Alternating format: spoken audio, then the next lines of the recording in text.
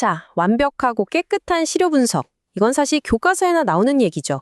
실제 우리가 마주하는 현실은 훨씬 더 복잡하거든요.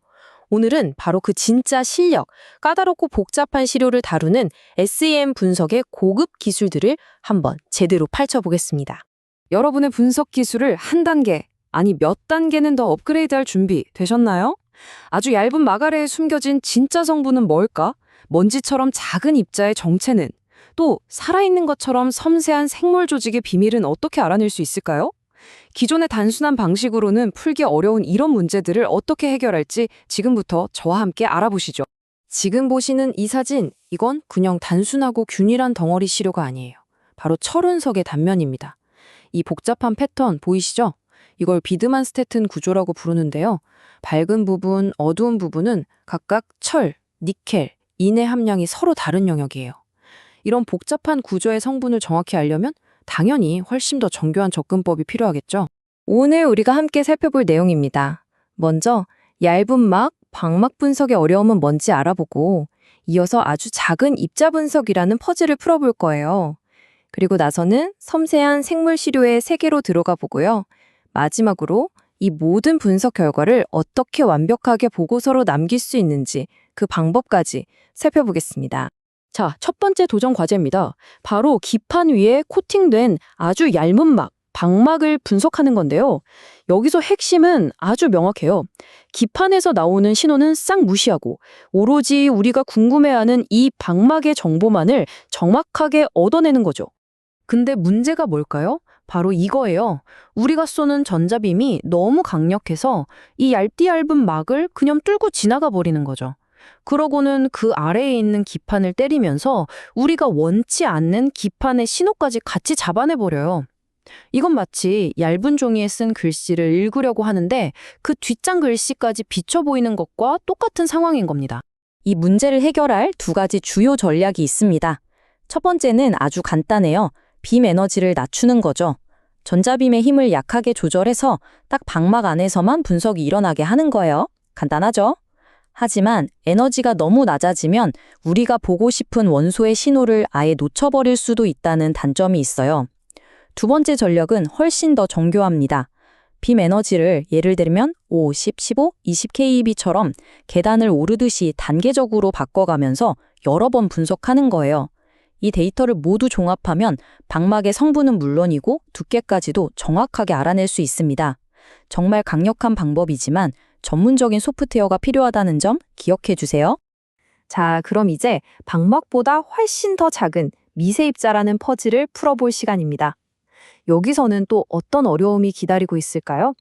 그리고 어떻게 시끄러운 잡음 속에서 우리가 원하는 진짜 신호만을 골라낼 수 있을까요? 미세 입자 분석에서는 또 다른 종류의 문제가 생깁니다. 전자빔이 아주 작은 입자를 통과해서 그 아래 기판에 부딪히면요. 기판에서 어마어마한 양의 배경, 잡음이 발생해요. 이 잡음이 마치 시끄러운 락음악처럼 우리가 정말 듣고 싶은 작은 입자의 속삭임 같은 신호를 완전히 덮어버리는 겁니다. 그렇다면 해결책은 뭘까요? 네, 바로 기판의 간섭을 원천적으로 차단해버리는 겁니다. 지금 보시는 이 방법이 정말 기발한데요. 먼저 분석할 입자를 아주 얇은 탄소 필름 위에 살짝 올리고요. 이걸 TM 그리드에 얹은 다음에 구멍이 뻥 뚫린 탄소 블럭 위에 놓는 거예요. 그러면 어떻게 될까요? 전자빔이 입자를 통과한 뒤에 그대로 저 빈 공간으로 쑥 빠져나가 버립니다. 기판 자체가 없으니 배경 잡음도 생길 수가 없겠죠. 정말 똑똑한 방법 아닌가요? 자, 이제 금속이나 반도체 같은 단단한 물질의 세계를 잠시 떠나서 완전히 다른 종류의 도전에 직면해 보겠습니다. 바로 아주 민감하고 또 수분이 가득한 생물 시료를 분석하는 일입니다. 이 조직 배양 세포들을 좀 보세요. 딱 봐도 지금까지 봐왔던 것들과는 완전히 다르죠? 아주 섬세하고 연약하고 또 대부분이 물로 이루어져 있어요. 이건 단단한 금속과는 완전히 다른 세상의 물질입니다. 당연히 분석 방법도 완전히 달라야겠죠? 생물 미세 분석에서 우리가 싸워야 할 가장 큰 적은 놀랍게도 바로 물입니다. 물은 시료의 거의 대부분을 차지하기 때문에 우리가 진짜로 측정하고 싶은 원소들의 신호를 희석시켜버려요. 신호가 약해지는 거죠. 또 전자빔을 마구 산란시켜서 분석 영역을 더 크고 불분명하게 만드는 주범이기도 합니다. 그럼 해결책은 뭘까요? 아주 간단합니다. 바로 그 물을 없애버리는 거죠. 동결 건조라는 기술을 사용하는데요. 그 결과가 정말 놀랍습니다. 이 데이터를 한번 보세요. 특히 여기 칼슘, CA를 주목해 주세요. 수분이 있을 땐 신호가 0.09로 거의 보이지도 않다가 동결 건조를 하고 나니까 신호가 0.56으로 무려 5배 이상 강해졌습니다. 이 시료 준비 방법 하나가 얼마나 효과적인지 보여주는 완벽한 증거라고 할 수 있죠. 그리고 이 그림은 동결 건조가 왜 그렇게 효과적인지를 아주 직관적으로 보여줍니다. 위쪽 그림은 수분이 많은 시료예요. 전자들이 물 분자들 사이에서 넓게 퍼지면서 상호작용 부피가 아주 커져 있죠. 하지만 아래쪽 동결 건조된 시료를 보세요. 물이 사라지니까 어떻게 됐나요? 원소들은 더 촘촘하게 농축되고 상호작용 부피는 확 줄어들어서 분석의 공간 분해능이 훨씬 더 좋아지는 겁니다. 이렇게 훌륭한 데이터를 얻는 것도 정말 중요하지만요. 이걸로 끝이 아닙니다. 분석의 마지막 단계, 그리고 어쩌면 가장 중요한 단계는 바로 이 소중한 결과를 어떻게 남기느냐 하는 것입니다. 분석 보고서는 그냥 숫자를 나열하는 작업이 절대 아니에요. 이 인용구가 강조하듯이 여러분이 작성한 보고서 한 장이 나중에 특허 분쟁이나 제품 안전 소송에서 결정적인 법적 증거가 될 수 있습니다. 그렇기 때문에 여러분의 분석은 그 어떤 질문에도 흔들리지 않도록 명확하고 또 방어 가능해야만 합니다. 그럼 완벽한 보고서의 조건은 뭘까요? 첫째, 어떤 분석 전략을 사용했는지 명확히 밝히세요. 왜 그 빔 에너지를 썼는지, 왜 그 방법을 택했는지 이유를 설명해야 나중에 의문이 생기지 않아요.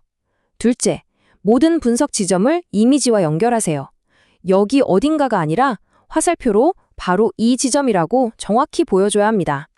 셋째, 검출 한계를 솔직하게 명시하세요. 무엇을 받는지만큼이나 무엇을 못 받는지 아는 것도 중요하니까요. 넷째, 혹시 분석 과정에 오류 가능성이 있었다면 그걸 숨기지 말고 솔직하게 설명하세요. 마지막으로 데이터를 TIF나 텍스트 파일 같은 범용 형식으로 보관해야 합니다. 10년, 20년 뒤에도 누군가 여러분의 위대한 발견을 다시 열어볼 수 있도록 말이죠. 모든 분석은 결국 하나의 이야기를 들려줍니다. 오늘 우리는 얇은 방막의 속삭임부터 작은 입자의 외침, 생물 조직의 비밀까지 그 숨겨진 이야기들을 읽어내는 여러 가지 방법들을 배웠습니다. 이제 여러분의 차례입니다. 당신의 분석이 들려주는 그 이야기를 어떻게 시간의 시험을 견뎌낼 한 편의 명확하고 설득력 있는 기록으로 남기시겠습니까?